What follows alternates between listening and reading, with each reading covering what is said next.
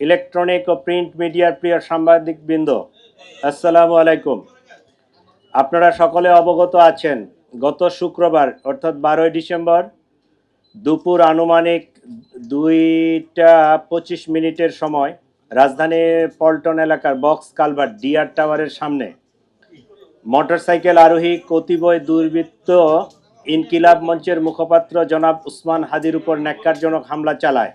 এতে তিনি গুরুতর আহত হয়ে বর্তমানে রাজধানীর একটি বেসরকারি হাসপাতালে চিকিৎসাধীন রয়েছেন।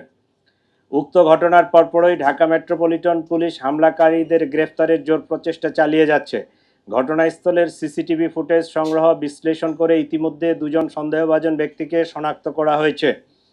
এরা হলো ফয়সাল করিম মাসুদ, টানা তৃতীয়বার অর্জন করেছে দেশের সেরা সুপার ব্র্যান্ড স্বীকৃতি বসুন্ধরা টিস্যু, আর আরেকজন ছিল মোহাম্মদ আলমগীর শেখ।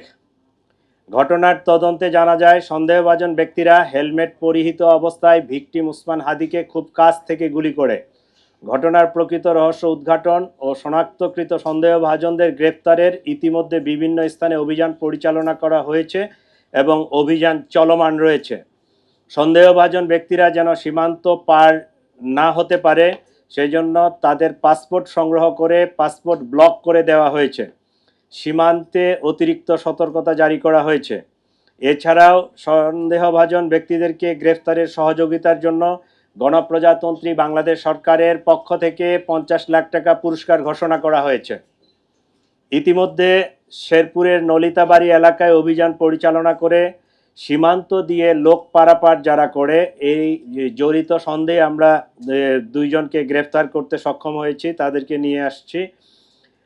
আর র্যাব মোটর সাইকেলের যে মালিক মনে করছে এরকম একজনকে র্যাব আটক করে আমাদের হাতে সোপর্দ করেছে।